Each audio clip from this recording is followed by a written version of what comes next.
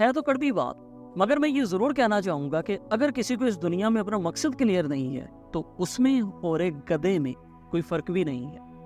اور اگر آپ یہ سمجھتے ہو کہ بیوی بچوں کو کھانا کھلانا، چھت مہیا کرنا، پہننے کے لیے کپڑے دینا یہی زندگی کا مقصد ہے، تو معافی کے ساتھ میں یہ بھی کہوں گا کہ یہ مقصد تو ایک جانور کا بھی ہے۔ اب اگر انسان اور جانور کا ایک ہی مقصد ہے تو پھر میں انسان کیسے ہوا؟ تو سمجھ میں یہ آیا کہ انسان اور جانور کو جو چیز مختلف بناتی ہے وہ ہے اس کا مقصد، جو یقیناً ایک جانور کے مقصد سے اتنا ہی مختلف ہونا چاہیے جتنا کہ انسان جانور سے مختلف ہے، اور یہ مقصد اس کی سوچ سے جنم لیتا ہے۔ اسی لیے علامہ رومی نے فرمایا تھا، اور یہ لائن میں بیش بہا مرتبہ اپنی کئی ویڈیوز میں بول چکا ہوں، کہ اصل حقیقت تو تیری سوچ ہے، باقی سب تو ہڈیاں اور گوشت ہے۔ اب اگر آپ ان لوگوں کو دیکھو جو زندگی میں صرف اسی بات کو ہی اہمیت دیتے ہیں، اسی چیز کو ہی اپنا مقصد سمجھتے ہیں کہ بس اپنی بیوی بچوں کو کھانا کھلائیں، ایک چھت دے دیں، تو وہ تمام لوگ آپ کو مزدوری کرتے ہی نظر آئیں گے، دوسروں کا بوجھ ایک جگہ سے دوسری جگہ ڈھوتے ہی نظر آئیں گے۔ اب اس کا یہ مقصد بھی نہیں ہے کہ ہم ان لوگوں کو حقیر جانیں، ان کی عزت نہ کریں، بلکہ ہمارا فرض تو یہ بنتا ہے کہ انہیں ہم یہ بات سمجھائیں جو کہ ہمیں سمجھ میں آ گئی ہے، تاکہ وہ لوگ بھی اپنا معیار زندگی بہتر بنا سکیں۔ مگر اس سے پہلے میں آپ لوگوں سے بات پوچھنا چاہتا ہوں کہ کیا آپ لوگوں کو یہ بات سمجھ میں آ گئی ہے جو میں آپ لوگوں سے کر رہا ہوں؟ کیا آپ اپنی زندگی کا مقصد ڈیسائیڈ کر چکے ہو؟ یہ جو کچھ بھی میں بول رہا ہوں، کیا آپ لوگوں کے لیے اس چیز کی اہمیت ہے؟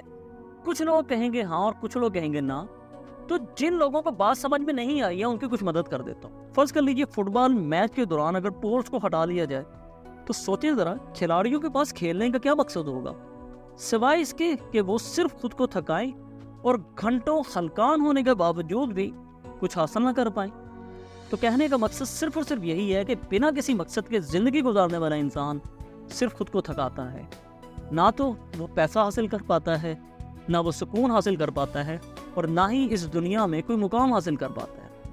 اب بہت سے لوگوں کو یہ بات تو کلیئر ہو چکی ہوگی کہ ہاں ہماری زندگی میں بھائی ایک مقصد کا ہونا ضروری ہے، مگر سوال یہ ہے میری زندگی کا مقصد کیا ہونا چاہیے؟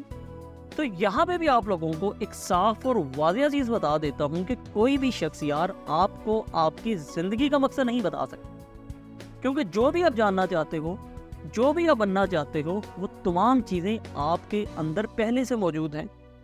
آپ کو بس پیاز کی چھلکوں کی طرح اپنے اوپر سے خون کو اتارتے رہنا ہے، تو پھر آپ اپنے آپ کو پڑھ پاؤ گے، اپنی سوچ کو دیکھ پاؤ گے، تبھی آپ کو پتہ لگے گا کہ آپ کا مقصد حیات کیا ہے، آپ کو کس مقصد کے ساتھ اس دنیا پہ بھیجا گیا ہے۔ اب اس سے پہلے کہ میں اس بات کو مزید کھولوں، میں آپ لوگوں کو ایک اور چیز کلیئر کر دینا چاہوں گا کہ جب انسان اپنی زندگی میں کسی خاص مقصد کے لیے اپنا سفر شروع کرتا ہے تو آپ کی فیملی کی جو بنیادی ضروریات جس میں کھانا دینا ہے، کپڑے دینے ہیں، گھر ہے، یہ چیزیں کوئی اہمیت نہیں رکھتی ہیں، کیونکہ جب آپ اپنے لیے بڑے ٹارگٹ سیٹ کرتے ہو تو اس ٹارگٹ کی طرف جاتے ہوئے چھوٹے موٹے ٹارگٹس بہت آرام سے پورے ہوتے ہیں۔ اس کی ریزن یہ ہے کہ آپ کی جو نظر ہوتی ہے، آپ کا جو مقصد ہوتا ہے، آپ کا جو گول ہوتا ہے، وہ اس چیز سے بہت آگے ہوتا ہے جو آپ کے پاس نزدیک میں ہے۔ نزدیک میں کیا ہے؟ گھر والوں کی بنیادی ضروریات پورا کرنا۔ اگر آپ اپنی سوچ سے بڑے مقصد کی طرف جاؤ گے تو یہ تمام چیزیں پرائمری لیول پہ آ جائیں گی، ان کے لیے آپ کو خود کو ہلکان کرنے کی ضرورت نہیں ہے۔ تو اب ہم بات کرتے ہیں کہ آپ کی میری زندگی کا مقصد کیا ہے۔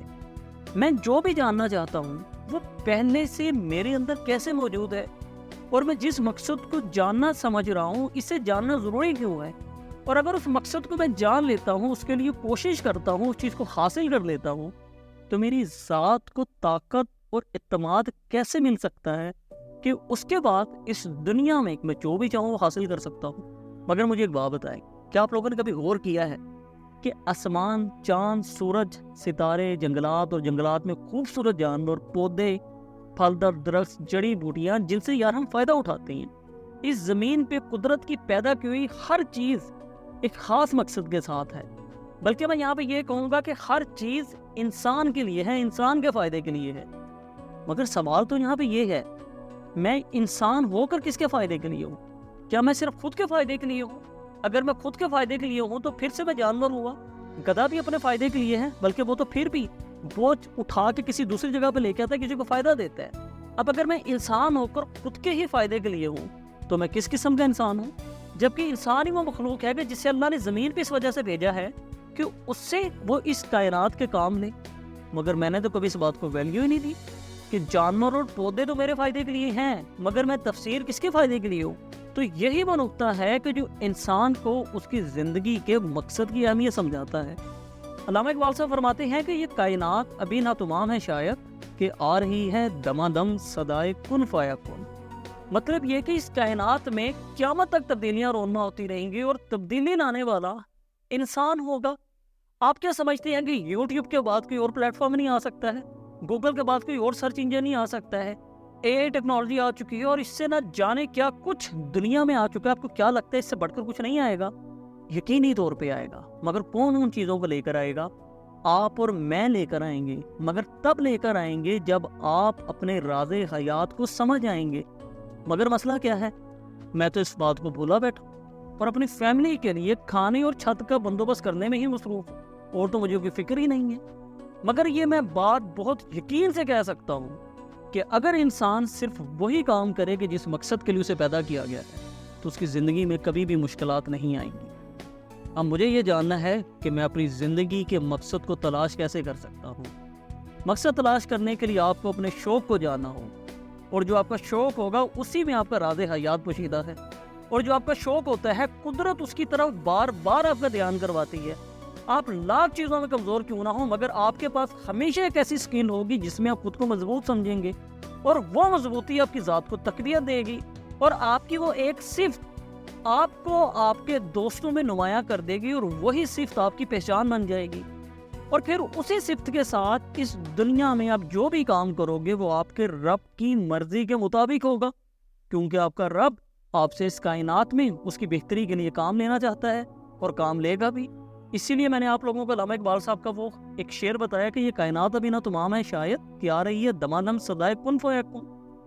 اب یہاں پہ آپ کی ایک بات یاد رکھنی ہے کہ جب بھی آپ اپنے شوق کی طرف بھاگیں گے آپ کو اپنی ضروریات کو پیچھے چھوڑنا پڑے گا، اور ہماری یہی قربانی ہماری ذات میں پھر سے ایک مرتبہ تقویت دے گی، کیونکہ ہم اپنے شوق کی طرف بھاگ رہے ہیں. اور آپ کا شوق ایک ایسی صفت ہے کہ جس کے ساتھ آپ کے رب نے آپ کو پیدا کیا ہے.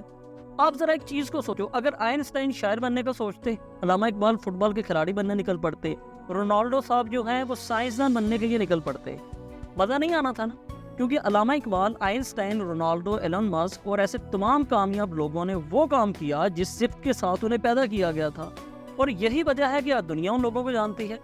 تو بس آپ نے بھی اس صفت کو پہچاننا ہے کہ جس صفت کے ساتھ آپ کو پیدا کیا گیا ہے، اور اس صفت میں ہی آپ کی زندگی کا مقصد چھپا ہے، اور اس مقصد سے آپ کو بھی فائدہ ہونا ہے اور اس دنیا کو بھی. اور ایسے ہی ہم اس دنیا کو بہتر سے بہتر بنا سکتے ہیں. اور اگر آپ کا شوق ابھی آپ کو پیسہ کما کر نہیں دے رہا ہے تو آپ نے تب بھی پریشان نہیں ہونا، کیونکہ یہ خدا کا وعدہ ہے کہ ہر ذی روح کی رزق کا وارث میں ہوں، اور انسان کو تو اپنی بہتر سے بہتر کوشش کرتے رہنا ہے. اس سے فرق نہیں پڑتا ہے کہ آپ نے کوشش جو ہے ایکسیلنٹ لیول پہ کی ہے یا نہیں کی ہے، مگر اس سے فرق ضرور پڑتا ہے کہ آپ کی کوشش میں خلوص ہے یا نہیں ہے. اور اگر ابھی تک آپ کو آپ کی زندگی کا مقصد نہیں ملا ہے تو آپ اس چیز کے پیچھے ہی بھاگنے لگ جائیں کہ مجھے سب سے پہلے خلوص حاصل کرنا ہے. تو اگر یہ ویڈیو پسند آئی ہے ہمیں کامنٹ کر کے لازمی بتائیں، سو دیٹ ہم اسی طریقے کا اور کنٹینٹ لاتے رہیں. ملتے ہیں نیکسٹ ویڈیو میں. مجھے اجازت دیجیے، اپنا خیال رکھیے، ہنستے مسکراتے رہیے، خوشیاں مناتے رہیے. بہت شکریہ. اللہ حافظ.